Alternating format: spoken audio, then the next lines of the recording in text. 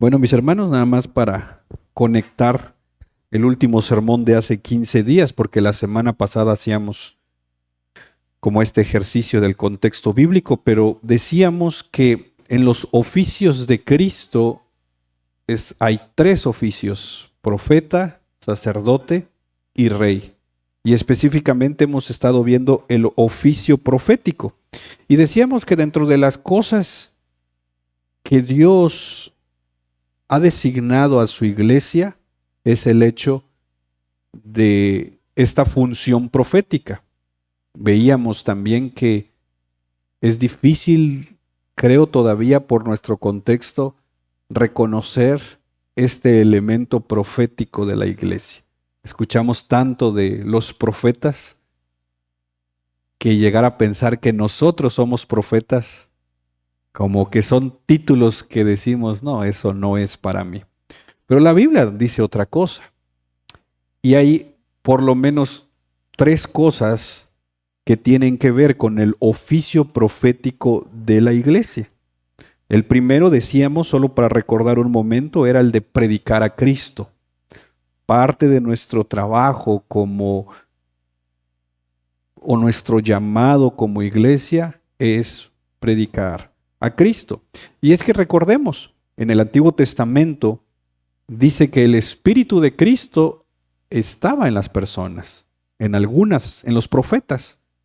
Y cuando el Espíritu de Cristo o el Espíritu de Dios venía sobre los profetas, ¿qué hacían los profetas? Hablaban. Ahora, ¿tú y yo a quién tenemos en nosotros? Al Espíritu Santo. Entonces, tú y yo tenemos un mensaje también que dar y es el Evangelio. Y fíjense que yo sé, porque creo que a todos nos pasa, siempre buscamos como un pretexto para no compartir el Evangelio. Por ejemplo, algunos decimos, me voy a ir poniendo ahí también, es que no sé hablar o me da pena. ¿Conoces a alguien que diga eso? ¿Que no comparte el Evangelio porque le da pena? Ahora, Joel Vicky en su Teología Sistemática Reformada da unos consejos. Por ejemplo, dice, si tú no sabes hablar o te sientes intimidado de compartir el Evangelio, dice, empieza con personas que no te intimiden. Dice, como por ejemplo los niños. Hasta ellos, dice. ¿Qué tal si me preguntan algunas cosas? Dice, si tu justificación para desobedecer a Dios es que me da pena, comienza a hablarle a aquellos con los que no te da pena. Y miren, hermanos, a veces ¿saben con quién nos da más pena hablar el Evangelio? Con la familia. Con el desconocido, lo mandamos al infierno, a la primera. Como decía uno allá, dice, pastor, quiero empezar a predicar. Dice, claro, el miércoles. No, pastor, pero envíenme donde no me conocen. Dice. ¿Y saben por qué nos da pena predicar en la familia? Porque nos conoce. Dice, mira, Cristo te ama, va a cambiar tu carácter. Y te dice, y tú no eres cristiano. Pero hermanos, tenemos que predicar. Otros decimos, es que no sé mucho. Bueno, pero sabes algo.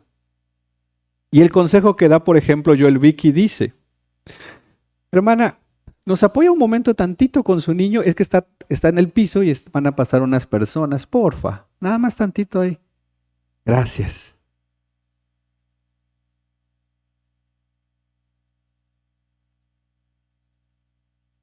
Ya, hermanos, sigamos. Si mi pretexto es que sé muy poco, podemos comenzar con algunas cosas que sí sabemos. Por ejemplo, ¿todos sabemos aquí que vamos a morir? ¿Verdad? Entonces podemos comenzar con eso. Oye, ¿sabes que vamos a morir? Y poder preguntar, ¿has pensado qué viene después de la muerte? Y es así como podemos empezar a evangelizar. No, sin meternos en tanto rollo de que esto, que aquello. Empezamos con lo que sí sabemos, con las cosas hasta obvias. Otros decimos, es que ya les he hablado y no se convierten, dice. ¿Cómo les habla? Recuerda esto, Dios no nos va a pedir cuentas por la fecundidad de nuestra predicación. Nos va a pedir cuenta por la fidelidad de ella. Dios no nos va a pedir o nos va a preguntar, ¿cuántos se convirtieron de los que tú les hablaste? No, pero Él sí demanda fidelidad. Recordemos esto, y esto debería de animarnos, porque luego decimos, no, es que ya les hablé y no se convierten, ya mejor no. No, se nos llama a ser fieles. Otros decimos, ¿cómo les voy a hablar si a veces yo no estoy bien? Y pensamos que nuestros pecados nos descalifican. Y como diría un puritano, cuando creas que tus pecados te descalifican para compartir el Evangelio, no digas tú, di nosotros. Y hazle saber a las personas que también estás luchando contra los pecados que tú sabes que estás luchando. Es decir, no vamos con el dedo señalando, vamos reconociéndonos también como pecadores necesitados de gracia. Hay quienes les da pena. Y miren, el sentir pena por el Evangelio debería de avergonzarnos. Y deberíamos arrepentirnos y pedir perdón si nos da vergüenza, si nos da pena decir que somos cristianos. Y otros decimos, no, lo que pasa es que los motivos de mi corazón no son los correctos. Bueno, dice, por ejemplo, Joel Vicky dice, si sientes que los motivos de tu corazón no son los correctos, ora, porque el Dios que está contigo los puede transformar. Y entonces, es así, mis hermanos, que ya dijimos que una primer función de la obra profética de la iglesia es predicar a Cristo. Pero hay una segunda cosa que somos llamados, que veíamos en la última enseñanza, hace 2 semanas. La segunda es conocer a Cristo. Decíamos la última vez que tenemos la mente de Cristo, ¿te acuerdas? Y tenemos al Espíritu Santo. De hecho, el lenguaje de un puritano, William Perkins, dice, consideremos una verdad. Tú y yo, como la iglesia de Cristo, tenemos la unción del Santo, dice. Tenemos la unción de Cristo.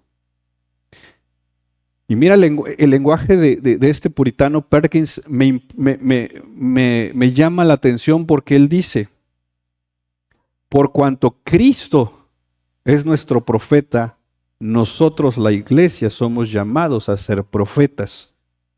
En el sentido que ya estamos viendo, predicar a Cristo y conocer a Cristo. ¿Qué tenemos que hacer para conocer a Cristo? Esforzarnos en conocer la palabra de Dios. Esforzarnos en escudriñar las Escrituras. Él dice, como un cazador busca su caza, o como un minero, dice, busca el oro. Así deberíamos de buscar a Cristo en la Escritura. Entonces, hasta la última enseñanza veíamos estas dos cosas. ¿Cuál es la función profética de la iglesia? Número 1, predicar a Cristo. Y número 2, conocer a Cristo. Ahora bien, quiero que veamos algo esta noche. Una de las cosas que los profetas recibían en el Antiguo Testamento era revelación. Y entonces ellos recibían una palabra de parte de Dios que ya sea para ellos mismos, ya sea para alguien en específico o ya sea para el pueblo en general. Ellos recibían revelaciones. Y las revelaciones servían, vuelvo a repetir, para compartirlas. Ahora, si la iglesia en Cristo tiene un llamado profético, mi pregunta es, ¿nosotros como iglesia seguimos teniendo revelaciones?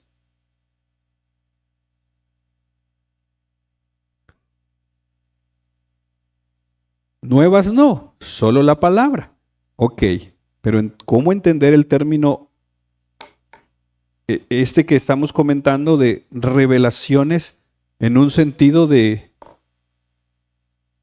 vaya, desde un lenguaje reformado, vaya? ¿Cómo la iglesia, ahora sí quiero ser específico, cómo la iglesia reformada debe de entender el hecho que Dios nos ha dado una revelación de tal manera que entendamos esa revelación? Ok, decimos, Dios se ha revelado a sí mismo a través de su palabra. Ok. Ahora, ¿cómo nosotros entendemos esta revelación? Porque los profetas entendían la revelación en el sentido de que sabían qué hacer con ella, la tenían que decir. Ahora, nosotros como iglesia, ¿cómo estamos entendiendo o cómo debemos de entender la revelación dada por Dios? Quiero hacer 3 observaciones con respecto a esto, bajo esta primicia. Cristo es nuestro Señor y Salvador, ¿estamos de acuerdo? Pero en los oficios de Cristo, Cristo es nuestro profeta. Porque Cristo también es nuestro sacerdote, que lo vamos a ver la siguiente semana, y Cristo es nuestro rey.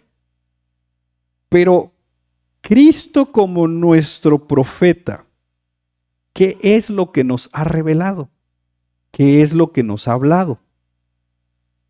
Ya vimos, Dios se ha revelado a nosotros a través de la palabra, pero si Cristo es nuestro profeta, ¿qué es lo que, qué es lo que nuestro profeta nos ha dicho? ¿Qué es lo que nuestro profeta nos ha revelado? Porque nosotros tenemos un profeta. Si alguna vez te preguntan, ¿y quién es tu profeta? Tú le puedes responder, Cristo. Sí, Él es nuestro profeta, en sus oficios, pues.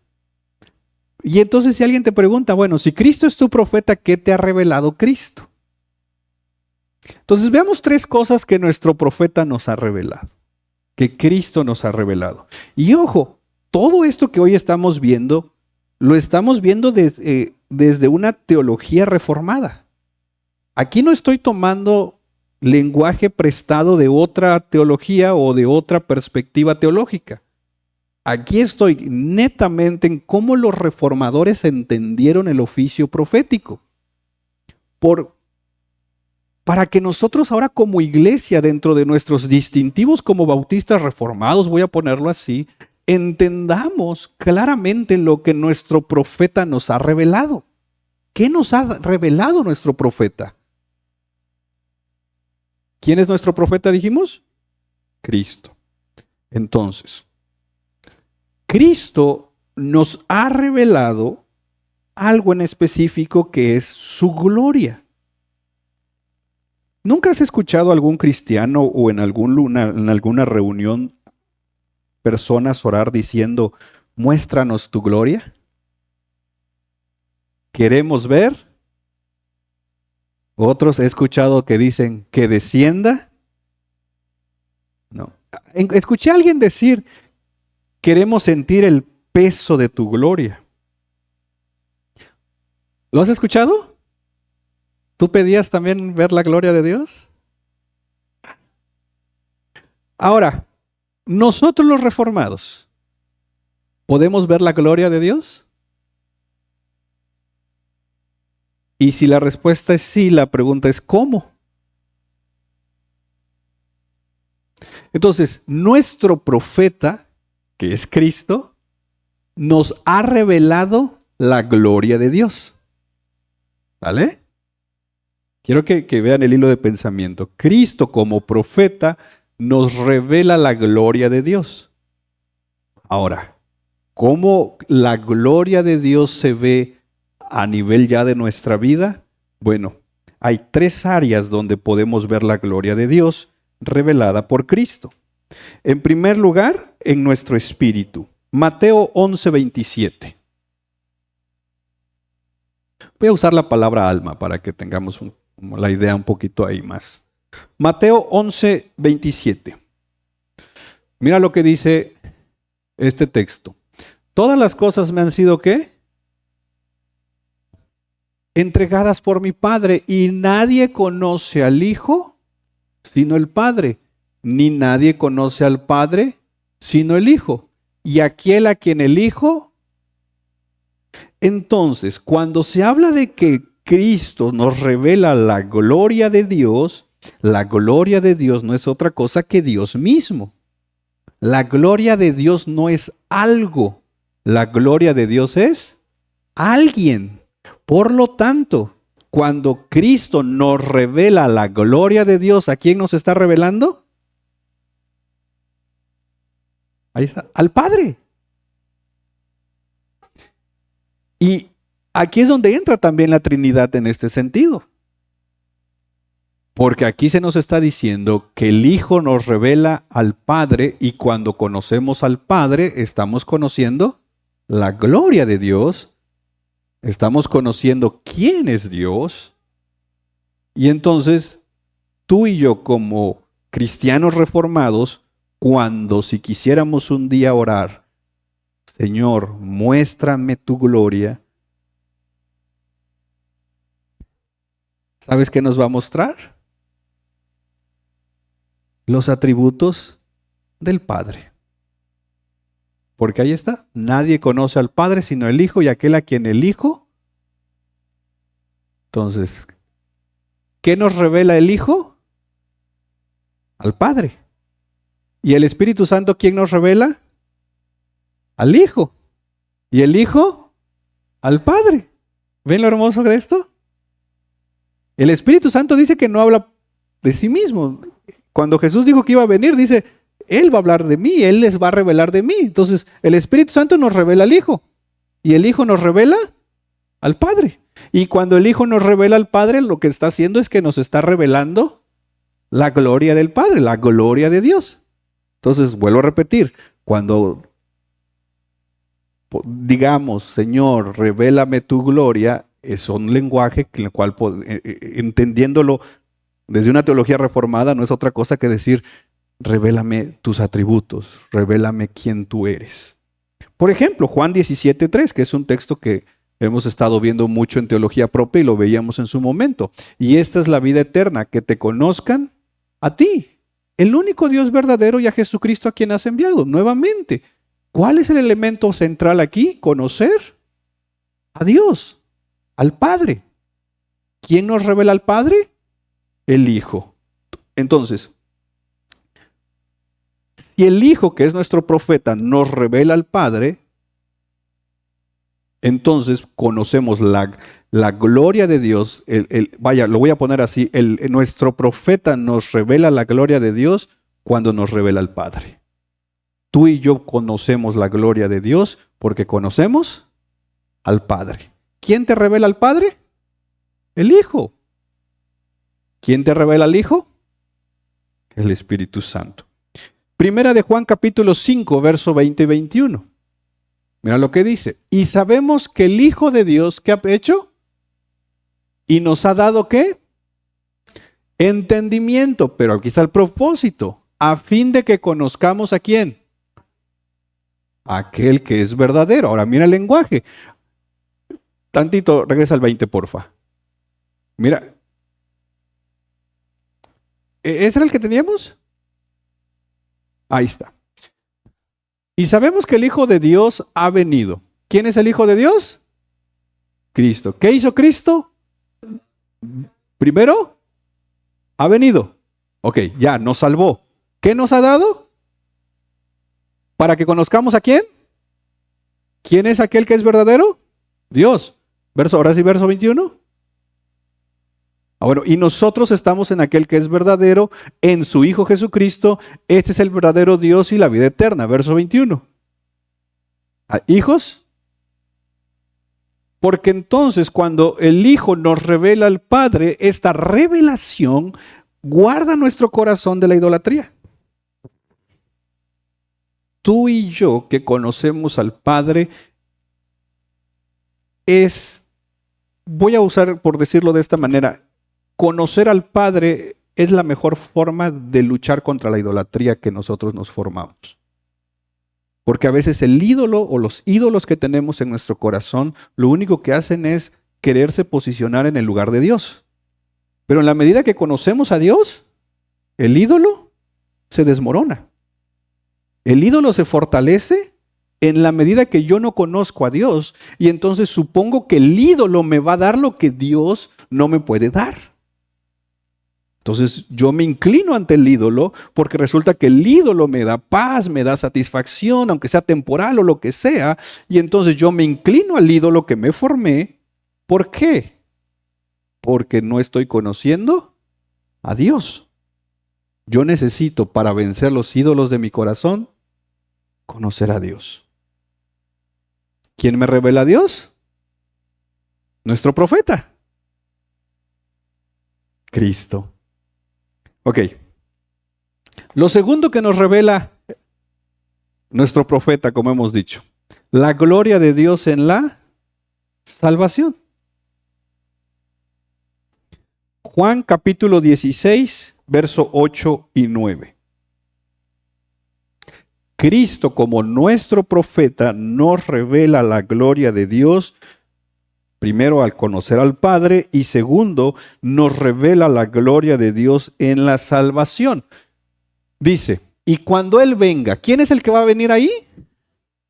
No, ahí en este versículo, aquí es Cristo el que está hablando. Cuando Él venga, Él es el Espíritu Santo. ¿Qué va a hacer el Espíritu Santo? Verso 9. Y de pecado, ¿por qué? Porque no creen en mí. Entonces, imagínate que una persona no cristiana, que tú estás evangelizando, y tu oración hacia la persona no, o sea, le estás orando a Dios, pero una de las cosas que le estás pidiendo a Dios es, Señor, a esta persona que no te conoce como Señor y Salvador, por favor, muéstrale tu gloria. ¿Podemos orar esa oración? En este sentido, en este lenguaje, ¿qué es lo que le estamos pidiendo a Dios? Que se revele a Él.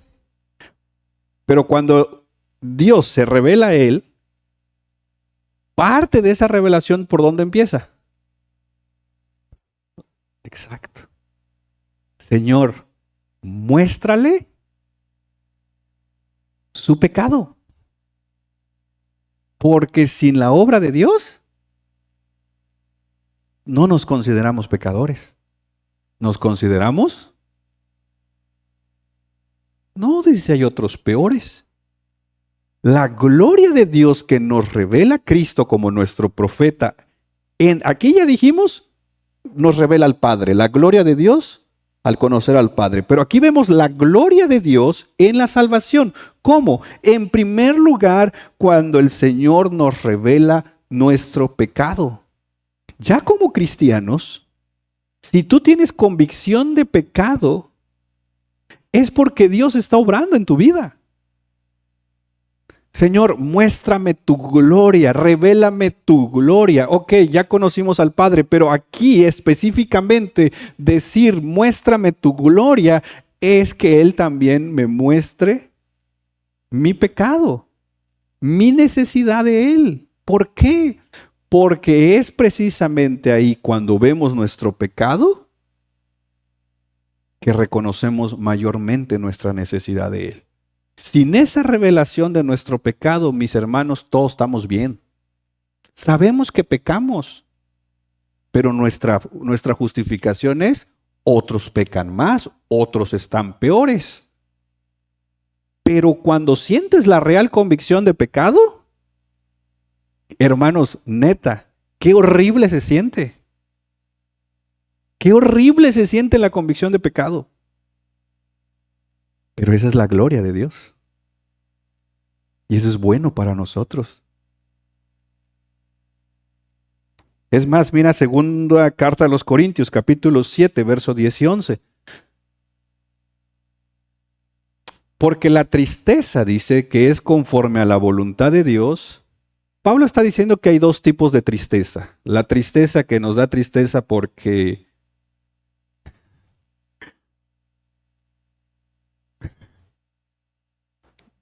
Por lo que ustedes quieran, hermano. Pero hay una tristeza que viene de Dios. Dice, la tristeza que es conforme a la voluntad de Dios, ¿qué produce? Sin dejar pesar. Pero la tristeza del mundo, ¿qué produce? Muerte. Verso 11. Porque miren, ¿qué solicitud ha producido esto en ustedes? Esta tristeza piadosa. ¿Qué vindicación de ustedes mismos? ¿Qué indignación? ¿Qué temor? ¿Qué gran afecto? ¿Qué celo? ¿Qué castigo del mal? Pablo está diciendo, miren, cuando sentimos convicción de pecado, cuando sentimos que fallamos, dice, pueden pasar una de dos cosas. ¿Te sientes mal por tu pecado, pero hasta ahí? ¿O sientes una tristeza que viene de Dios? El que te sientes mal, bueno, dices, ay, la regué otra vez. Bueno, vamos a seguir echando ganas. Y nuevamente seguimos, no hacemos nada. Simplemente nos sentimos mal. Pero la que viene de Dios como una revelación, que viene con la convicción de pecado, lo que termina sucediendo es una cosa, que vemos la gravedad de nuestro pecado y Pablo dice, esa tristeza que viene de Dios produce un cambio. Es para nuestro bien. Y entonces Pablo dice, cuando ustedes sintieron, vivieron esta tristeza que viene de Dios, cambiaron. Dice, esta tristeza piadosa provocó vindicación de ustedes mismos, sintieron una indignación, sintieron temor, empezaron a sentir un gran afecto, un gran celo por las cosas de Dios. ¿Por qué? Porque sintieron la gravedad de su pecado. Sin la revelación de la gravedad de mi pecado, mis hermanos, así yo pueda decir la oración, me arrepiento 1000 veces, no va a haber ningún cambio. Muchos no cambiamos hábitos pecaminosos porque no hemos recibido, voy a usarlo así, una revelación clara de nuestro pecado. Sabemos que está mal lo que estamos haciendo, pero hasta ahí. No pasa nada mientras yo siga yendo a la iglesia, mientras yo no me aleje. Pero los verdaderos cambios en nuestras vidas comienzan cuando Dios en su misericordia nos revela la real gravedad de nuestro pecado. Pero no solo, lo hermoso del Evangelio es que no solo nos deja ahí. Mira Romanos capítulo 8, verso 1 y 2. Por tanto, ahora, ¿qué dice? No hay condenación para los que están en Cristo Jesús, los que no andan conforme a la carne, sino conforme al Espíritu. Verso 2. Porque la ley del Espíritu de vida en Cristo Jesús te ha liberado de la ley del pecado y de la muerte. Entonces, mira lo hermoso del Evangelio, ya para nosotros como cristianos se nos revela la gravedad del pecado, pero eso nos revela también que hemos sido perdonados. Ahora, se nos revelan estas dos cosas que entran en la gloria de Dios en la salvación para que nosotros trabajemos esas áreas en nuestra vida. Dios no nos revela la gravedad del pecado simple y sencillamente porque no tiene nada que hacer ese día. No, si te revela la gravedad de tu pecado, de mi pecado, es porque Él quiere que trabajemos eso, pero que trabajemos desde la gracia. ¿Y cómo trabajamos nuestro pecado desde la gracia? Sabiendo que no hay condenación. Sabiendo que aún con este pecado horrible, he sido perdonado. Pero como he sido perdonado, Él no me va a dejar igual. Él quiere que mi corazón sea transformado. Él quiere trabajar en mí. Él quiere cambiarme. Pero muchas veces, miren, no sé si has escuchado, hay un más filósofo que teólogo, creo yo, que se llama Francis Schaeffer. Francis Schaeffer tuvo una crisis de fe en un punto de su ministerio y de su vida, donde literalmente él le dice a su esposa palabras más, palabras menos, y le dijo, ¿no hay más de la vida cristiana? ¿Es solo esto la vida cristiana? Y me quedaba pensando en esa pregunta porque el cuestionamiento de él, la pregunta que él hacía es, ¿dónde está la realidad espiritual? O sea, ¿por qué sigo siendo el mismo sabiendo las cosas que sé? ¿Por qué parece ser que no hay cambios en mí? Y le dice a su esposa, me voy a, como dirían algunos, me voy a meter con Dios. Dice, voy a tener un tiempo solo con Dios, voy a poner todas mis convicciones sobre la mesa, dijo él, y aquí va a pasar una de dos. O me vuelvo agnóstico, o algo tiene que pasar. Porque de cierta manera, Schaeffer estaba como cansado de sí mismo. Y no sé si te ha pasado. ¿Esto es la vida cristiana? Pues es solo venir a culto, regresarme, no es lo mismo. Ahora, yo pensaba en el otro, digo, Señor, cuando entro en estas crisis, digo, Señor, tampoco te estoy pidiendo una experiencia, aunque estuviera chido, un peniel por ahí de 5,000 pesos. Pero por eso es que venden esas cosas, por las experiencias. Entonces mi fe empieza a descansar solo en experiencias. Y entonces la siguiente experiencia, porque esas experiencias, perdón por la palabra, pero terminan siendo como una droga. Cuando mi cristianismo entra en una monotonía de otra vez lo mismo, luchando con lo mismo, parece ser que no he cambiado, la verdad que ni salvo creo que soy, mi vida no vale nada, nadie me quiere, todos me odian. ¿No? Tal vez tú no has llegado hasta ese punto de fatalismo, pero algunos, como decía un amigo, nos tiramos para que nos levante. ¿No? O sea, hay un punto de Martin Lloyd Jones lo llamaba depresión espiritual, donde dice, Señor, y le pasó a Jeremías. Jeremías llegó a preguntar, Señor, ¿existes neta o es solo mi imaginación? O sea, hay un punto donde el pecado se vuelve tan abrumador en el sentido de que, Señor, ¿es la vida cristiana, es todo esto? Y Schaeffer cuenta que lo que a él le pasa, y de hecho personas que han estudiado la vida de Schaeffer, dice que después de esa crisis, todo lo que Schaeffer hizo, hubo un cambio realmente en su vida. Y lo que pasó con Schaeffer no fue otra cosa que dice él. Se me reveló, en estas palabras lo pone él, pero es como decir, entendí mi salvación. Ahora, ¿cómo entiendes tu salvación?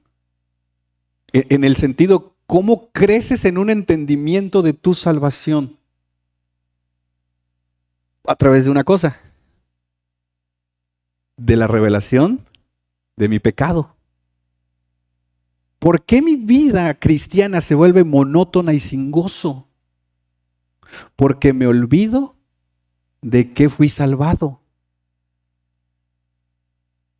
La monotonía de la vida me hace siempre exigir algo hacia adelante, una experiencia más.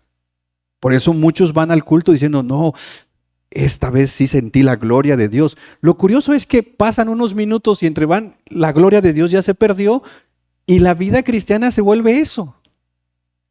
Buscando siempre estos momentos. Es por eso que el predicador dice, ¿me puedes ayudar con el piano? ¿Por qué? Porque lo que queremos vender, voy a poner ahí, lo que queremos vender cada domingo son emociones. Ay, qué bonito se sintió. El próximo domingo vengo. ¿Qué pasa en una iglesia reformada? Dices, ¿y a qué horas iban a llamar al frente? Yo quería que el pastor pusiera sus manos. Yo quería ¿Por qué? Porque traemos estas expectativas de que algo pase en el culto, ¿verdad? Y entonces la gente que se va dice, aquí no está el Espíritu Santo. No, esa iglesia está muerta. No. Pero, ¿eso es cierto?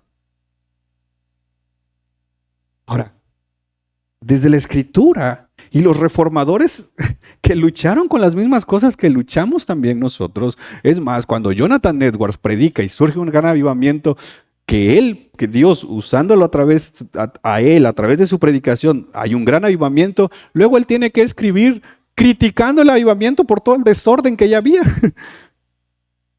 ¿Por qué? Porque nuevamente, y Schaeffer llega a esta conclusión diciendo, entendí mi salvación, entendí que Jesús me ama, pero con un amor donde el Padre y el Espíritu Santo están incluidos.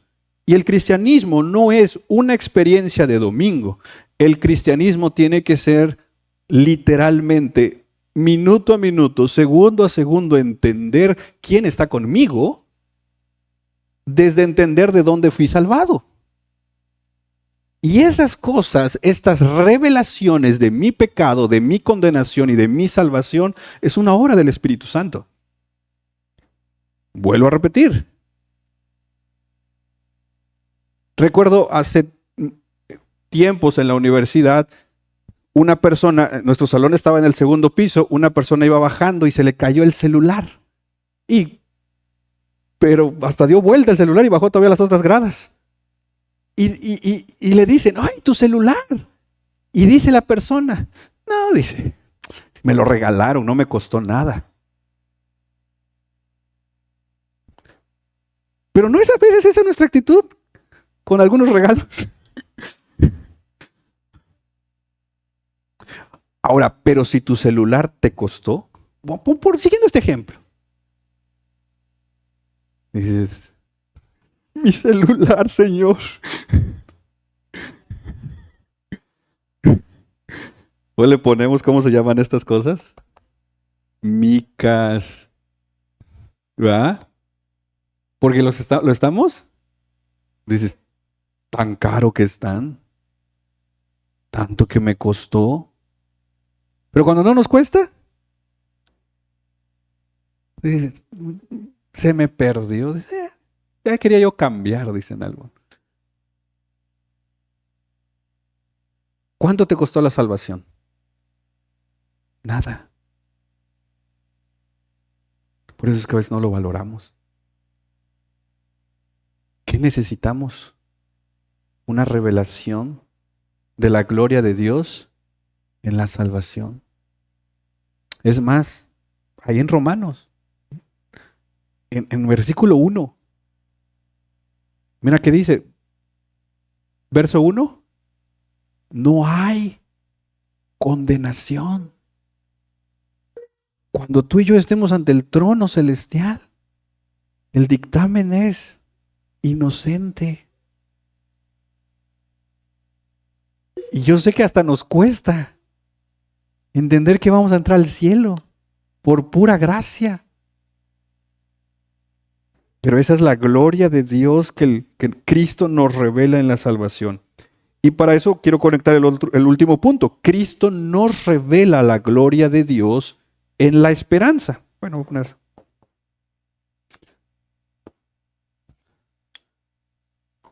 Segunda de Corintios capítulo 4, verso 16 al 18.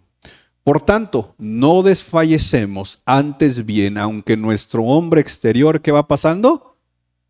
Sin embargo, nuestro hombre interior, ¿qué pasa? Verso 17. Pues esta aflicción leve y pasajera nos produce un eterno peso de gloria que sobrepasa toda comparación. 18. Al no poner nuestra vida en las cosas que se ven, sino en las que no se ven, porque las cosas que se ven son temporales, pero las que no se ven son. Entonces, Cristo nos revela la gloria de Dios. Acuérdate, Cristo, estamos viendo el oficio profético de Cristo. Cristo como nuestro profeta nos revela la gloria de Dios. ¿Cómo vemos la gloria de Dios? Número 1, cuando conocemos al Padre. Número 2, vemos la gloria de Dios cuando entendemos mejor nuestra salvación.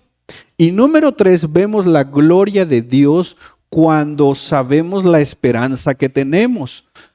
Es decir, que más allá de cómo estemos pasando una situación, para Pablo, en el verso 17, y lo puedes poner tantito, para Pablo dice, es una aflicción, dice. Dices, ¿cómo va a ser pasajera si llevo años con esto?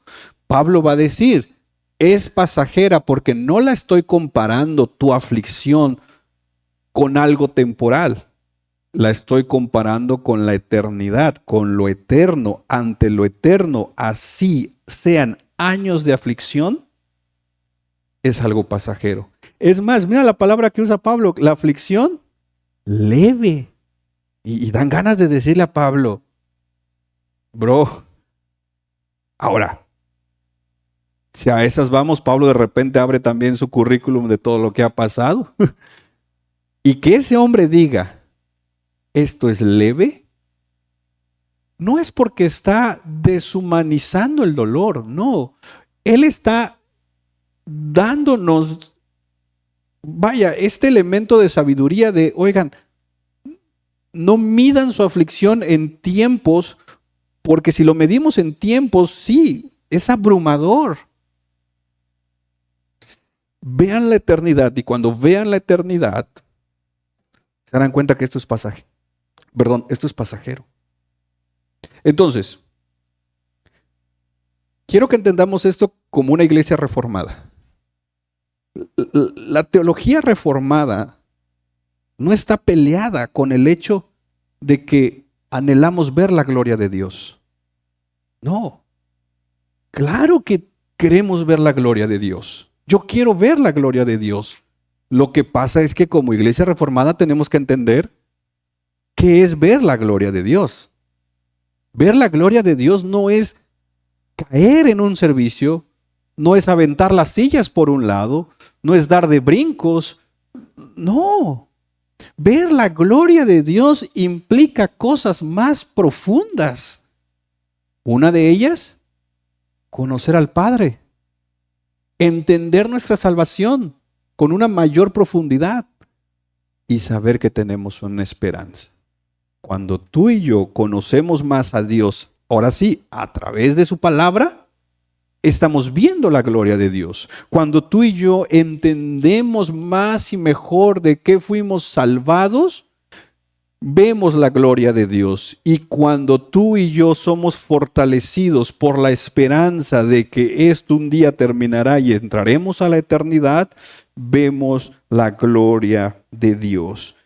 De nada sirve producir servicios de alabanza, de adoración, que solo nos generen emociones temporales, diciendo, hoy vi la gloria de Dios, y después seguir siendo los mismos.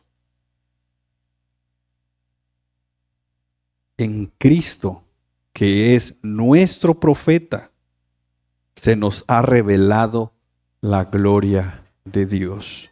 Como iglesia reformada, somos una iglesia que hemos visto la gloria de Dios. Sí, ¿por qué?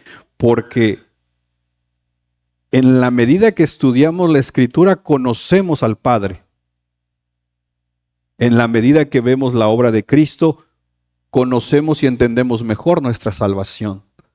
Y en la medida que vemos la Escritura, entendemos nuestro destino eterno. No te decepciones de un servicio de nuestra iglesia si no sentiste nada. No buscamos que sientas algo. O sea, no es nuestra perspectiva.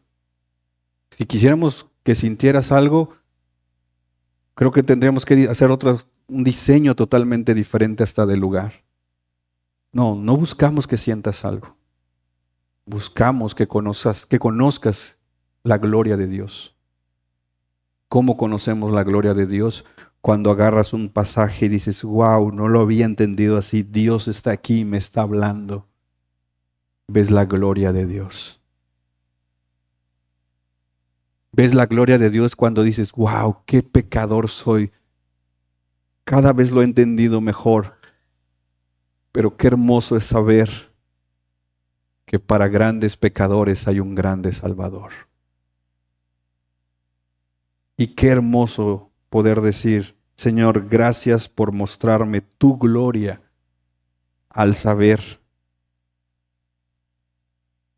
que cuando todo esto termine, tú me esperarás en la eternidad. Eso es ver la gloria de Dios. Y sabes, nos las ha revelado nuestro profeta. ¿Quién es nuestro profeta? Cristo. Oramos. Padre, te damos gracias porque eres bueno. Gracias por revelarnos tu gloria. Y anhelamos seguir conociendo más de tu gloria. Entendiendo, Señor, que tu gloria es conocerte a ti para conocer al Padre. Pero también entendemos, Señor, que tu gloria es conocer y entender más y mejor nuestra salvación.